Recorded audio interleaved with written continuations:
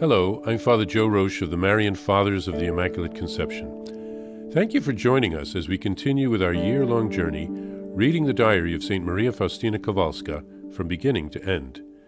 Today, we take up from where we left off, beginning with diary entry number 95. A deeper knowledge of God and the terror of the soul. In the beginning, God lets himself be known as holiness, justice, goodness, that is to say, mercy. The soul does not come to know this all at once, but piecemeal, in flashes, that is to say, when God draws near. And this does not last for long, because the soul could not bear such light. During prayer, the soul experiences flashes of this light, which makes it impossible to pray as before. Try as it may to force itself to pray as it did before, all is in vain. It becomes completely impossible for it to continue to pray as it did before it received this light. This light which has touched the soul is alive within it, and nothing can either quench or diminish it. This flash of the knowledge of God draws the soul and enkindles its love for him. But this same flash, at the same time, allows the soul to know itself as it is. The soul sees its whole interior in a superior light, and it rises up, alarmed and terrified. Still, it does not remain under the effects of terror, but it begins to purify itself, to humble and abase itself before the Lord. These lights become stronger and more frequent. The more the soul is crystallized, the more these lights penetrate it. However, if the soul has responded faithfully and courageously to these first graces, God fills it with his consolations and gives himself to it in a perceptible manner. At certain moments, the soul, as it were, enters into intimacy with God, and greatly rejoices in this. It believes that it has already reached the degree of perfection destined for it, because its defects and faults are asleep within it, and this makes it think that they no longer exist. Nothing seems difficult for it. It is ready for everything. It begins to plunge itself into God and taste the divine delights. It is carried along by grace and does not take account of the fact that the time of trial and testing may come. And in fact, this state does not last long. Other moments will soon come.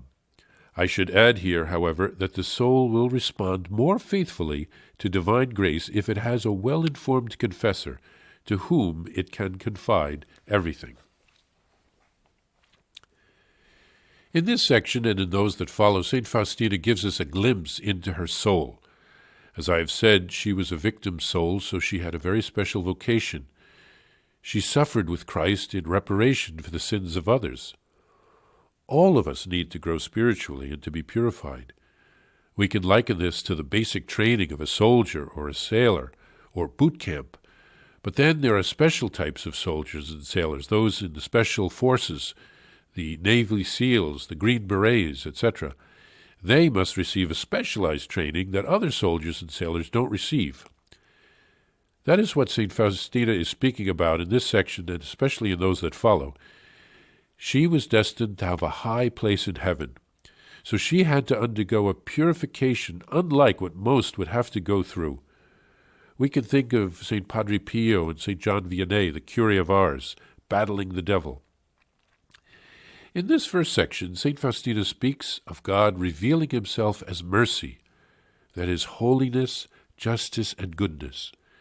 Step by step, the soul begins to know God. Here on earth, in our human bodies, with our human intellects and our emotions, we are limited in how much of God we can know. If you have ever had an experience of being overwhelmed by emotions, even joyful ones, you know what I'm talking about. My sister recently experienced that at her daughter's wedding. She was overwhelmed with happiness and joy. Her cup runneth over. She looked like a happy volcano ready to erupt with laughter and tears. But here on earth we can only take so much of such strong emotions, even the good ones. Faustina speaks of being touched by the light of God, which allows one to know himself or herself and to see our deficiencies in comparison to the all-holy God.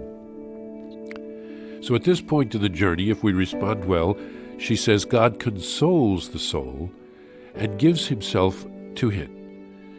Many speak of the stages of spiritual growth, the purgative, the illuminative, and the unitive. We all need to be purified, to be enlightened, and finally to be united with Jesus. But this is not something that happens just once in our lives, but over and over again, and hopefully to an ever-deepening degree.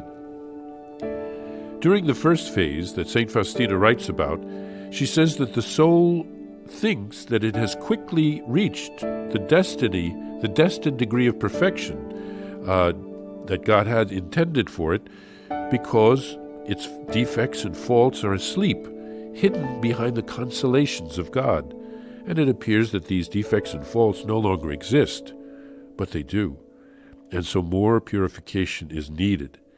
But God is very gentle with us. He helps us to grow step by step. And getting a confessor regularly, at least getting to confession regularly, is a great help. And if we can find a regular confessor, one that knows our soul, that can be a great help to us, especially those who are religious.